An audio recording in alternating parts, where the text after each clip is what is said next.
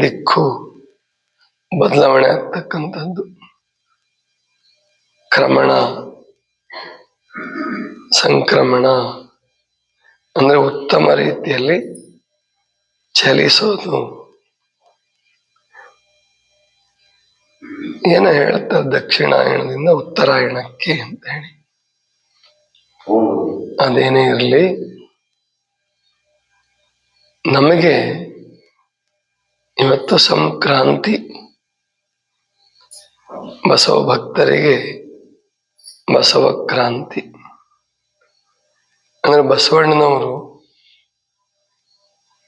ಒಂದು ಸಾಮಾನ್ಯ ವ್ಯಕ್ತಿತ್ವದಿಂದ ಅಸಾಮಾನ್ಯ ಶಕ್ತಿಯ ಕಡೆಗೆ ಪ್ರವಹಿಸಿದಂತಹ ದಿನ ಇವತ್ತು.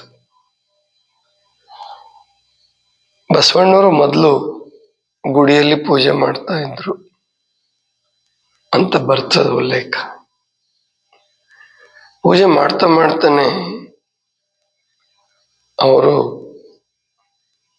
ವಿಶಾಲವಾದ ವಿಸ್ತಾರವಾದ ಪರಮಾತ್ಮನ ಕಲ್ಪನೆಯನ್ನು ಅದರ ಬಗ್ಗೆ ಕೂಡ ಚಿಂತನೆ ನಡೆಸಿದ್ರು. ಜಾತಿ, ವರ್ಣ, ವರ್ಗ, ಲಿಂಗ ಯಾವುದೇ ರೀತಿಯ ಮೇಲು ಕೀಳುಗಳು ಇರದಂತಹ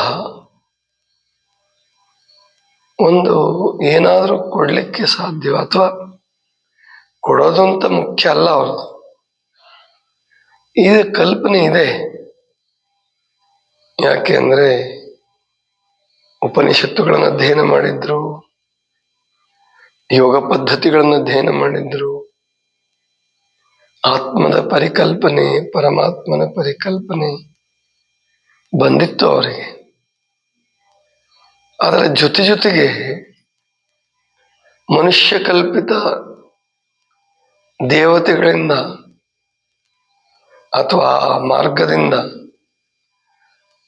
ಉಂಟಾಗ್ತಾ ಇರುವಂತಹ ಅನಾಹುತಗಳು ಕೂಡ ಅವ್ರಿಗೆ ಗೊತ್ತಿತ್ತು, ಚೆನ್ನಾಗಿ ಗೊತ್ತಿತ್ತು. ಅದರಿಂದ ಜಾತಿಗಳು ಹುಟ್ಕೊಂಡಿದ್ದು, ಶೋಷಣೆಗಳು, ಸ್ತ್ರೀ ಶೋಷಣೆ ಒಂದಲ್ಲ ಅನೇಕ ರೀತಿಯ ಶೋಷಣೆಗಳು. ಇವೆಲ್ಲ ಸರಿಯಾಗಬೇಕಾದ್ರೆ ಏನ್ ಮಾಡಬೇಕು? ಹಾಗಾದ್ರೆ ಎಲ್ಲರಿಗೂ ಗುಡಿ ಒಳಗಡೆ ಪ್ರವೇಶ ಕೊಡಬೇಕು. ಅದನ್ನು ಪ್ರಯತ್ನ ಪಟ್ಟರು ಬಸವಣ್ಣವರು. ತಾವೇ ಪೂಜಾರಿ ಇದ್ದಿದ್ರಿಂದ ಅವರು ಗುಡಿ ಒಳಗಡೆ ಕೆಲವ್ರನ್ನ ಕರ್ಕೊಂಡು ಬರ್ತಾರೆ, ಪೂಜೆ ಮಾಡೋದಕ್ಕೆ ಅವಕಾಶ ಮಾಡಿಕೊಡ್ತಾರೆ. ಇದನ್ನ ವಿರೋಧಿಸ್ತಾರೆ ಕೆಲವರು. ಬಸವಣ್ಣನನ್ನ ಹೊಡಿಬೇಕು ಅಂತ ಬರ್ತಾರೆ. ಆ ಸಂದರ್ಭದಲ್ಲಿ ಅಶರೀರವಾಣಿ ಆಯಿತು, ಆಕಾಶವಾಣಿ ಕೇಳಿಸ್ತು. ಬಸವಣ್ಣ ಮಾಡಿದ ಪೂಜೆ ಸರಿ, ನಿಮ್ಮದೆಲ್ಲ ಪುಸಿ, ನಿಮ್ದೆಲ್ಲ ಸುಳ್ಳು.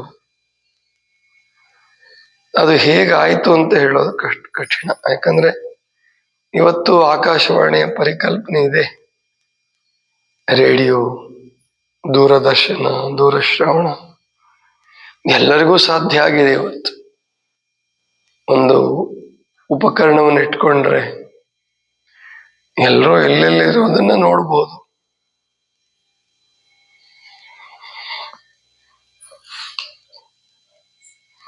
ಅಲ್ಲಿ ಪ್ರಸರಣ ಮಾಡುವಂತಹದ್ದು, ಆ ಕೇಂದ್ರವನ್ನು ಸ್ಥಾಪಿಸಿಕೊಂಡವರು ಏನ್ ಬೇಕಾದರೂ ಪ್ರಸಾರಣ ಮಾಡ್ಬೋದು. ಆದರೆ ಆವಾಗಿನ ಕಾಲಕ್ಕೆ ಇದೆಲ್ಲ ಇರಲಿಲ್ಲ, ಕಲ್ಪನೆಯೂ ಇರಲಿಲ್ಲ. ಆದ್ರೆ ಆಕಾಶವಾಣಿಗಳ ಕಲ್ಪನೆ, ಅಶರೀರವಾಣಿಯ ಕಲ್ಪನೆ ಎಲ್ಲ ಕಡೆ ಬರುತ್ತೆ. ಅದು ಸುಳ್ಳೇನಲ್ಲ. ಸೂಕ್ಷ್ಮ ಶರೀರದಲ್ಲಿ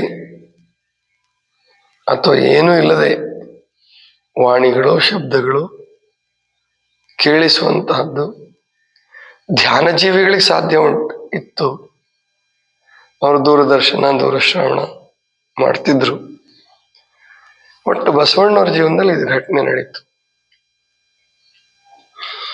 ಅವತ್ತಿನಿಂದ ಬಸವಣ್ಣನವರ ಕೀರ್ತಿ ಪ್ರಸರಿಸಕ್ಕೆ ಶುರುವಾಯಿತು. ಆದ್ರೆ ಇನ್ನೂ ಇಷ್ಟಲಿಂಗದ ಪರಿಕಲ್ಪನೆ ಬಂದಿತ್ತೋ ಇಲ್ಲೋ ಗೊತ್ತಿಲ್ಲ. ಕೊನೆಗೆ ಕೆಲವೇ ದಿನದಲ್ಲಿ ಇಷ್ಟಲಿಂಗದ ಸಾಕ್ಷಾತ್ಕಾರ, ಅಂದ್ರೆ ಜಗದಗಲ ಮುಗಿಲಗಲ ಎಲ್ಲವನ್ನೂ ಮೀರಿದ ಪರಮಾತ್ಮ, ಆ ಶಕ್ತಿ ಚುಳುಕಾಗಿ ವಿಶ್ವದ ರೂಪದಲ್ಲಿ, ವಿಶ್ವದ ಆಕಾರದಲ್ಲಿ ಇಷ್ಟಲಿಂಗವಾಗಿ ರೂಪಿಸಿದ್ರು.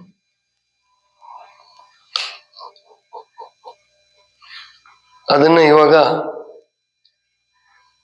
ಅಧ್ಯಯನಶೀಲರು, ಜ್ಞಾನಿಗಳು, ವಿದ್ವಾಂಸರು, ಯೋಗಿಗಳು ಕೂಡ ಒಪ್ತಾ ಇದ್ದಾರೆ. ಮೊದಲು ಯೋಗಿಗಳು ಒಪ್ತಿರ್ಲಿಲ್ಲ. ಲಿಂಗ ಅಂದ ಕೂಡ್ಲೆ ಇದು ಬಸವಣ್ಣವ್ರಿಗಿಂತ ಮೊದ್ಲಿತ್ತು ಅಂತಿದ್ರು ಎಲ್ಲ. ಮತ್ ಬಸವಣ್ಣವ್ರು ಯಾಕಪ್ಪ ಇದನ್ನ ಮಾಡಿದ್ರು ಅಂತ ಕೆಲವು ಯೋಗಿಗಳಿಗೂ ಕೂಡ ಇತ್ತು. ಅಂದ್ರೆ ಜಗದಗಲ ಮುಗಿಲಗಲ ಮಿಗೆಯಗಲ ನಿಮ್ಮಗಲ ಸರಿ, ಪಾತಾಳದಿಂದ ಹತ್ತತ್ತನೂ ಸರಿ, ಬ್ರಹ್ಮಾಂಡದಿಂದ ಹತ್ತತ್ತನೂ ಸರಿ, ನೀವೆನ್ನ ಕರಸ್ಥಲಕ್ಕೆ ಬಂದು ಚುಳುಕಾದಿರಯ್ಯ. ಆ ಚುಳುಕು ಅನ್ನೋ ಶಬ್ದ ಬಳಸಬಾರದಾಗಿತ್ತು ಅಂತ ಒಬ್ಬ ಬಹಳ ದೊಡ್ಡ ಜ್ಞಾನಿಗಳು, ಯೋಗಿಗಳು ಅಭಿಪ್ರಾಯ ಪಟ್ಟಿದ್ದುಂಟು ಅಂತ ಕೇಳಿದ್ದೆ ನಾನು. ಆದ್ರೆ ಕೊನೆಗೆ ಅವರು ಒಪ್ಕೊಂಡ್ರು. ಯಾಕಂದ್ರೆ ವಿಜ್ಞಾನಿಗಳು ಒಪ್ಕೊಂಡ್ರು ಇದನ್ನ. ವಿಜ್ಞಾನಿಗಳು ಏನು ಹೇಳಿದ್ರು, ಒಂದು ಮರಳಿನ ಕಣದಲ್ಲಿ ಸಮಸ್ತ ಸೃಷ್ಟಿ ಅಡಗಿದೆ ಅಂತ ಹೇಳಿದ್ರು. ಅದನ್ನ ಆ ಜ್ಞಾನಿಗಳೇ ಅಧ್ಯಯನ ಮಾಡಿ ಹೇಳಿದ್ರು ಪ್ರವಚನದಲ್ಲಿ. ಸರಿ, ಮರಳಿನ ಕಣದಲ್ಲಿ ಪರಮಾತ್ಮ ಇರೋದಾದ್ರೆ, ಅಂದ್ರೆ ಆ ಸಮಗ್ರ ಸೃಷ್ಟಿಯ ಒಂದು ಶಕ್ತಿ ಇರೋದಾದ್ರೆ ಇಷ್ಟಲಿಂಗದಲ್ಲಿ ಯಾಕಿಲ್ಲ? ಅದನ್ನೇ ಶರಣರು ಇನ್ನೂ ಮುಂದುವರೆದು ಹೇಳಿದ್ರು. ಇಷ್ಟಲಿಂಗ ಬರೀ ಆಕಾರ ಇದ್ರೆ ಪ್ರಯೋಜನ ಇಲ್ಲ. ಬರೀ ಆಕಾರದಿಂದ ಇಷ್ಟಲಿಂಗ ಆದ್ರೆ ಪ್ರಯೋಜನ ಇಲ್ಲ. ಗುರುವಿನ ಅನುಗ್ರಹದಿಂದನೇ ಬರಬೇಕು, ಗುರುವಿನ ಹಸ್ತದಿಂದನೇ ಬರಬೇಕು. ಮತ್ತು ಅದು ಯಾವಾಗಲೂ ಶಿಷ್ಯನ ಅಥವಾ ಭಕ್ತನ ಎದೆ ಮೇಲೆ ಕರಸ್ಥಲದಲ್ಲಿ ಇರಬೇಕು, ದಿನನಿತ್ಯ ಪೂಜೆಗೊಳ್ಳಬೇಕು. ಅದು ಮಾತ್ರ ಶಕ್ತಿ ಕೊಡಬಲ್ಲದು. ನಾವು ಸುಮ್ಮನೆ ಇಷ್ಟಲಿಂಗ ಕಟ್ಕೊಂಡ್ರೆ ಉಪಯೋಗ ಇಲ್ಲ. ಆದ್ರೂ ಕಟ್ಕೊಳ್ಳಿ ಅಂತಾನು ಅಂತಾರೆ. ನೀವು ಪೂಜೆ ಮಾಡದಿದ್ರು ಪರವಾಗಿಲ್ಲಪ್ಪ, ಅಂಗದ ಮೇಲೆ ಲಿಂಗ ಇದ್ರೆ ಎಷ್ಟೋ ಪ್ರಯೋಜನ ಅನ್ನುವ ಮಾತನ್ನ ಮಗ್ಗೆಯ ಮಾಯಿದೇವರು, ಬೇರೆ ಬೇರೆ ಶರಣರು ಕೂಡ ಹೇಳಿದ್ದುಂಟು. ಆದರೆ ಅನೇಕ ವಚನಗಳಲ್ಲಿ ಮತ್ತು ಶರಣರ ಸಾಧನಾ ಪಥದಲ್ಲಿ ಅವರು ಹೇಳೋದೇನು ಅಂತಂದ್ರೆ, ಬರೇ ಇಷ್ಟಲಿಂಗ ಇದ್ರೆ ಉಪಯೋಗ ಇಲ್ಲ, ಅವಾಗ ಬೇರೆದಕ್ಕೂ ಅದಕ್ಕೂ ವ್ಯತ್ಯಾಸ ಇಲ್ಲ. ಅದು ವ್ಯತ್ಯಾಸ ಆಗಬೇಕಾದ್ರೆ ನಿಮ್ಮ ನಡೆನುಡಿ ಬದಲಾವಣೆ ಆಗಲೇಬೇಕು, ಪ್ರತಿನಿತ್ಯ ಪೂಜೆ ನಡಿಬೇಕು. ಜೊತೆಗೆ ಬರೀ ಪೂಜೆ ನಡೆದ್ರೆ ಪ್ರಯೋಜನ ಇಲ್ಲ. ಗುರುಲಿಂಗ ಜಂಗಮಕ್ಕೆ ತನು ಮನ ಧನ ದಾಸೋಹ ನಡಿಬೇಕು, ಸತ್ಸಂಗ ನಡಿಬೇಕು, ಸದಾಚಾರದಲ್ಲಿ ನಡಿಬೇಕು, ಪಂಚ ಆಚಾರಗಳನ್ನ ಪಾಲಿಸಬೇಕು ಅನ್ನುವಂತಹ ಧರ್ಮದ ಕಟ್ಟಳೆಗಳನ್ನ, ನಿಯಮಗಳನ್ನ ವೆಚ್ಚಿದ್ರು. ಇದೆಲ್ಲ ಮುಂದೆ ಸಾಧ್ಯ ಆಯ್ತು. ಆದ್ರೆ ಮೊದಲು ಇಷ್ಟಲಿಂಗದ ಪರಿಕಲ್ಪನೆ ಮತ್ತು ಜಾತ್ಯತೀತ ಪರಿಕಲ್ಪನೆ ಬಂತು ಬಸವಣ್ಣವರಿಗೆ. ಯಾಕಂದ್ರೆ ಬಹಳ ದೊಡ್ಡವರಿಗೆಲ್ಲ ಇದು ಬರಲಿಲ್ಲ. ಭಾರತ ದೇಶದಲ್ಲಿ ಬಹಳ ದೊಡ್ಡವ್ರಿಗೂ ಬಂದಿಲ್ಲ. ಶಂಕರಾಚಾರ್ಯರ ಜೀವನದಲ್ಲೇ ಹೇಳ್ತಾರೆ, ಸ್ನಾನ ಮಾಡ್ಕೊಂಡು ಬರುವಾಗ ಒಬ್ಬ ವ್ಯಕ್ತಿ ಅಡ್ಡ ಬಂದ್ರೆ, ಹೇ ಚಾಂಡಾಲ ಸರಿ ಎಂದ್ರು. ಅವಾಗ ಅವನು ಹೇಳ್ದ, ಎಲ್ಲಿಗೆ ಸರಿಬೇಕು? ಇಡೀ ಜಗತ್ತೇ ಮಿಥ್ಯ ಅಂತ ಹೇಳ್ತಿರಲ್ಲ. ಅವ್ರು ಅಂತಿದ್ರು, ನೀವು ಮಿಥ್ಯವೋ, ನಾನು ಮಿಥ್ಯವೋ, ಅಥವಾ ನನ್ನ ಮೈಲಿಗೆ ನಿಮ್ಮ ಮಡಿ ಯಾವ್ದು ಮಿಥ್ಯ ಅಂತ ಮಾತಾಡಿದಾಗ ಅವನು, ಆವಾಗ ಶಂಕರಾಚಾರ್ಯರಿಗೆ ಜ್ಞಾನೋದಯ ಆಯಿತು ಅಂತ ಬರ್ತದೆ. ಅದು ಯಾವಾಗ ಇದೆಲ್ಲ ಹೇಳಿದ್ಮೇಲೆ ಸಿದ್ಧ ಪುರುಷರಾಗಿದ್ರು ಅವರು. ಅಂಥದ್ರಲ್ಲಿ ಬಸವಣ್ಣನವರಿಗೆ ಇದು ಸಣ್ಣ ಹುಡುಗನಲ್ಲೇ ಇತ್ತು. ಸ್ತ್ರೀ ತಾರತಮ್ಯ ಒಳ್ಳೆಯದಲ್ಲ, ಸ್ತ್ರೀಯರಿಗೂ ದೀಕ್ಷೆ ಸಿಗ್ಬೇಕು, ಮತ್ತು ಎಲ್ಲಾ ಜನಾಂಗದವರು ಪರಮಾತ್ಮನ ಮಕ್ಕಳೇ, ಸಮಗ್ರ ಸೃಷ್ಟಿಯು ಅವಂದೇ ಅನ್ನುವಾಗ ಇನ್ನು ಕೆಲವು ಜನಾಂಗವನ್ನ ಜಾತಿಯಿಂದ ದೂರ ಇಡು, ಜಾತಿ ಹೆಸರಿನಲ್ಲಿ ಹೊರಗೆ ಇಟ್ಟಿದ್ದಾರೆ. ಯಾಕೆ? ಇದೆಲ್ಲ ಬಸವಣ್ಣವರಿಗೆ ಆಲೋಚನೆ ಇತ್ತು, ಅದರಿಂದನೇ ಮನೆ ಬಿಟ್ರು. ಇನ್ನು ಈಗ ಅವರು ಹೇಳಿದ್ದು ಸಂಸ್ಕಾರ ತಗೋಬೇಕು, ಮತ್ತೆ ಎಲ್ಲರನ್ನೂ ಕೂಡಿಸ್ಕೋಬೇಕು ಅಂತ ಅಂದ ಕ್ಷಣಕ್ಕೇನೆ ಇದನ್ನು ನಾವು ಸರಿಯಾಗಿ ಅರ್ಥ ಮಾಡ್ಕೋಬೇಕು. ಸಂಸ್ಕಾರ ಇಲ್ಲದವ್ರನ್ನೂ ಕೂಡಿಸ್ಕೊಂಡ್ರು ಬಸವಣ್ಣವರು ಅಂತಲ್ಲ. ಸಂಸ್ಕಾರ ಇಲ್ಲದೆ ಕೊಡ್ಲಾರ್ದೇನೆ ಅವ್ರಿಗೆ ಆಧ್ಯಾತ್ಮಿಕ ಆಸಕ್ತಿ ಇದ್ದು, ದೇವ್ರ ಬಗ್ಗೆ ಬಯಕೆ ಇದ್ದು, ಆತ್ಮ ಸಾಧನೆ ಮಾಡಬೇಕು ಅನ್ನುವಂಥ ಇಚ್ಛೆ ಇದ್ದಾಗ ಮಾತ್ರ ಅವರಿಗೆ ಪ್ರವೇಶ ಕೊಟ್ಟರು. ಅದಕ್ಕೆ ಅಲ್ಲೂ ಕೂಡ ಎರಡು ಗುಂಪುಗಳನ್ನು ಮಾಡ್ಬೇಕಾಗಿ ಬಂತು, ಅನಿವಾರ್ಯವಾಗಿ ಮಾಡ್ಬೇಕಾಗಿ ಬಂತು. ಭಕ್ತ ಮತ್ತು ಭವಿ. ಭಕ್ತ ಮತ್ತು ಭವಿ. ಭವಿ ಆದವ್ರನ್ನೂ ಕೂಡಿಸ್ಕೋಬೇಕು ಅಂದ್ರೆ ಎಲ್ಲರನ್ನೂ ಕೂಡಿಸ್ಕೊಂಡ್ರು. ಅದು ತುಂಬಾ ಕಷ್ಟ ಆಯ್ತು ಬಸವಣ್ಣವ್ರಿಗೆ.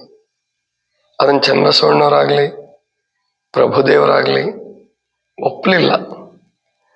ಸಂಸ್ಕಾರ ಇಲ್ಲದೆ ಸುಮ್ಮನೆ ಲಿಂಗ ಕಟ್ಕೊಂತ ಹೋದ್ರೆ ಇದು ಯಶಸ್ವಿ ಆಗಲ್ಲ ಅನ್ನೋದು ಅನೇಕ ಜನರಿಗೆ ಗೊತ್ತಿತ್ತು.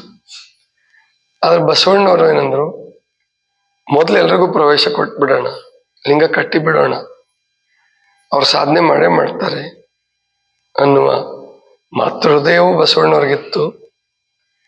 ಆದ್ರೆ ಅದರಿಂದನೇ ಎಲ್ಲದೂ ಆಗ್ಬಿಡುತ್ತೆ ಅನ್ನೋದು ಗೊತ್ತಿತ್ತು ಅವ್ರಿಗೆ, ಹಾಗಲ್ಲ ಅನ್ನೋದು ಗೊತ್ತಿತ್ತು. ಅಂತ ವಚನಗಳು ಕೂಡ ಬಸವಣ್ಣರಲ್ಲೂ ಸಿಗ್ತವೆ. ಸತ್ಯ, ಸಹಜ, ಸದ್ಭಾವ, ಸದ್ವರ್ತನೆ ಇಲ್ಲದೆ ಸುಮ್ಮನೆ ಲಿಂಗ ಕಟ್ಕೊಂಡು ಅಹಂಕಾರಿಗಳಾಗಿ ಅಥವಾ ಉದರ ಪೋಷಣೆ ಮಾಡೋಕ್ಕೋಸ್ಕರ ಯಾವ ಗುಣಗಳನ್ನು ಬದಲಾಯಿಸ್ಕೊಳ್ಳಾರ್ದೆ ನಾವು ಲಿಂಗ ಕಟ್ಬಿಟ್ಟಿದೀವಿ ಅದಕ್ಕೆ ಶ್ರೇಷ್ಠ ಅನ್ಕೊಂತ ಹೋಗೋದು ಸರಿಯಲ್ಲ ಅಂತ ಬಸವಣ್ಣವ್ರಿಗೂ ಗೊತ್ತಿತ್ತು. ಆದ್ರೆ ಲಿಂಗ ಕಟ್ಟಿ ಅಂತ ಬಂದಂಥವ್ರನ್ನ, ಲಿಂಗ ದೀಕ್ಷೆಗೋಸ್ಕರ ಬಂದವ್ರನ್ನ ಯಾವ ಕಾರಣಕ್ಕೂ ತಿರಸ್ಕಾರ ಮಾಡಬಾರ್ದು ಅನ್ನೋದು ಅವರಲ್ಲಿತ್ತು. ಆದರೆ ಚನ್ನಬಸವಣ್ಣ, ಪ್ರಭುದೇವರು, ಸಿದ್ದರಾಮೇಶ್ವರರು, ಮಹಾದೇವಕ್ಕ ಕೂಡ, ಅವರೆಲ್ಲರೂ ಇನ್ನೂ ಅನೇಕ ಜನ, ಗಟ್ಟಿವಾಳಯ್ಯ, ಅಂಬಿಗರ ಚೌಡಯ್ಯ, ಮಡಿವಾಳ ಮಾಚಯ್ಯ, ಇವರೆಲ್ಲರೂ ಕೂಡ ಸಂಸ್ಕಾರ ಬಂದ್ಮೇಲೆ ಲಿಂಗ ಕಟ್ಟಬೇಕು. ಒಂದ್ ವೇಳೆ ಲಿಂಗ ಕಟ್ಟಿಯೂ ಸಂಸ್ಕಾರ ಬರ್ದಿದ್ರೆ, ಅವನ ಬದಲಾವಣೆ ಆಗದಿದ್ರೆ ಅವನಿಗೆ ಲಿಂಗ ಕೊಡಬಾರ್ದು, ಲಿಂಗ ತಗೋಬೇಕು ವಾಪಸ್ ಅನ್ನೋ ಲೆಕ್ಕಕ್ಕೂ ಇದ್ರು ಅವರು. ಇದಕ್ಕೆಲ್ಲ ಒಂದು ವ್ಯವಸ್ಥೆ ಆಗ್ತಿತ್ತು. ಅದು ಮುಂದೆ ಇನ್ನು ಕೆಲವು ವರ್ಷಗಳು ಕಲ್ಯಾಣ ಕ್ರಾಂತಿ ಸಂಭವಿಸದೆ ಹೋಗಿದ್ರೆ, ಅನುಭವ ಮಂಟಪ ಒಟ್ಟಾಗಿದ್ದಿದ್ರೆ ಅದಕ್ಕೂ ಒಂದು ವ್ಯವಸ್ಥೆ ಆಗ್ತಿತ್ತು, ಸಾಧನೆಗೂ ಕೂಡ ಅವಕಾಶ ಆಗ್ತಿತ್ತು. ಅದನ್ನು ನೀವು ಮತ್ತು ಈಗಿನ ಗುರುಗಳು, ಸಾಧಕರು ಅದನ್ನು ಮಾಡಬೇಕು. ಅಂದ್ರೆ ಶರಣರ ಸಾಧನಾ ಕ್ರಮ, ಅವರ ಸಿದ್ಧಿಯ ರೀತಿ ಬೇರೆ ಇತ್ತು, ಅವರ ಶಕ್ತಿ ಬೇರೆ ಇತ್ತು, ಅವ್ರು ಇದಕ್ಕಾಗಿ ಹುಟ್ಟಿ ಬಂದಂಥವ್ರು. ಆದ್ರೆ ನಾವು ಈಗ ಕ್ರಮಕ್ರಮವಾಗಿ ಹೇಗೆ ಸಮಾಜವನ್ನ ಅಥವಾ ಸಾಧಕರನ್ನ ಬೆಳೆಸ್ಕೊಂತ ಹೋಗ್ಬೇಕು ಅನ್ನೋದನ್ನ ಅರ್ಥ ಮಾಡ್ಕೋಬೇಕು. ಅದಕ್ಕೊಂದು ಪಠ್ಯಕ್ರಮ ಆಗಬೇಕು, ಸಿಲಬಸ್ ಆಗಬೇಕು. ಆ ಪ್ರಯತ್ನ ನಡೆದಿದೆ, ಎಷ್ಟೋ ಜನ ಮಾಡಿದ್ದಾರೆ. ಆದರೆ ಸಾಮೂಹಿಕವಾಗಿ ಒಟ್ಟಿಗೆ ಹೇಗೆ ತಗೊಂಡೋಗ್ಬೇಕು, ಸಾಧಕರನ್ನ ಹೇಗೆ ಕರ್ಕೊಂಡು ಬರಬೇಕು ಈ ಮಾರ್ಗಕ್ಕೆ ಅನ್ನೋದು ಬಹಳ ಜನರಿಗೆ ಅರ್ಥ ಆಗ್ತಾ ಇಲ್ಲ. ಶಿವಯೋಗ ಮಂದಿರ ಇದೆ, ಆದರೆ ಶಿವಯೋಗ ಮಂದಿರ ಅದು ಇಡೀ ಸಮಗ್ರ ಲಿಂಗಾಯತ ಮತಪಂಥಗಳೆಲ್ಲವೂ ಇದಾವಲ್ಲ, ಅವೆಲ್ಲದರ ಪ್ರತಿನಿಧಿ ಆಗಿಲ್ಲ. ಒಂದು ನಿರ್ದಿಷ್ಟ ಜಾತಿ ಹಿಡ್ಕೊಂಡು ಹೊರಟಿದ್ದಾರೆ, ಅದರಿಂದ ಪ್ರಯೋಜನ ಆಗಲ್ಲ. ಸಾಧಕರನ್ನ ಆರಿಸುವಾಗ ಜಾತಿ ಆಧಾರದ ಮೇಲೆ ಆರಿಸ್ತಾರೆ, ಅದು ಸರಿಯಾದ ಕ್ರಮ ಅಲ್ಲ. ಯಾರಿಗೆ ಹಸಿವಿದೆ, ಯಾರಿಗೆ ಬಯಕೆ ಇದೆ, ಅಥವಾ ಹಸಿವು ಬಯಕೆ ಇಲ್ಲಿದ್ರು ಸಣ್ಣದ್ರಲ್ಲೇ ಕರ್ಕೊಂಡು ಬಂದು ಈ ವಚನ ಆಧಾರಿತ ತತ್ವದ ಮೇಲೆ ಬೆಳೆಸಕ್ ಸಾಧ್ಯವ, ಆ ನಿಟ್ಟಿನಲ್ಲಿ ಪ್ರಯತ್ನ ನಡೆದಿದೆ. ಈಗ ಅಂದ್ರೆ ಹೊರಗಿನ ಸಂಘಟನೆಗಳು ನಡೆದಿದ್ದಾವೆ. ಇವಾಗ ಈ ಕೂಡಲ ಸಂಗಮದ ಶರಣಮೇಳ ನಡೀತಾ ಇದೆ, ಬಾಲ್ಕಿಯವರು ಅನುಭವ ಮಂಟಪ ಉತ್ಸವ ಮಾಡ್ತಾರೆ, ಸಿದ್ದರಾಮೇಶ್ವರ ಜಯಂತಿ ಕೂಡ ಇದೆ ಇವತ್ತು. ಸಿದ್ದರಾಮೇಶ್ವರದ್ದು ಜಯಂತಿ ನಡೀತಾ ಇದೆ ನಿನ್ನೆ ಇವತ್ತು. ಹೀಗೆ ಬೇರೆ ಬೇರೆ ಹೆಸರಿನಲ್ಲಿ ಸಂಘಟನೆಗಳು ನಡೀತಾ ಇದೆ. ಇವೆಲ್ಲವೂ ಒಂದು ಸಂಘಟನೆ ಕೆಳಗೆ ಬರಕ್ ಸಾಧ್ಯವ? ಕಠಿಣ ಆಗಬಹುದು. ಬೇರೆ ಧರ್ಮದಲ್ಲೂ ಇದು ಸಾಧ್ಯ ಆಗಿಲ್ಲ. ಆದರೆ ನಮ್ಮಷ್ಟು ಗುಂಪುಗಳು ಬಂದಿಲ್ಲ ಅನ್ಸುತ್ತೆ. ನಮ್ಮಲ್ಲಿ ವಿಪರೀತ ಗುಂಪುಗಳಾಗ್ಬಿಟ್ಟಿದೆ. ನೋಡೋಣ, ಎಲ್ಲರನ್ನೂ ಒಗ್ಗೂಡಿಸುವ ಒಬ್ಬ ವ್ಯಕ್ತಿ, ಒಂದು ಸಂಸ್ಥೆ, ಒಂದು ಶಕ್ತಿ ಅದು ಯಾವಾಗ ಬರುತ್ತೋ ಆ ನಿಟ್ಟಿನಲ್ಲಿ ನಾವೆಲ್ಲರೂ ಪ್ರಯತ್ನಶೀಲರಾಗಬೇಕು. ಇದು ನಿಜವಾದ ಸಂಕ್ರಾಂತಿ. ಇದಿಷ್ಟು ಇವತ್ತಿನ ಚಿಂತನ. ಸರ್ವರಿಗೂ ಶರಣ ಶರಣ.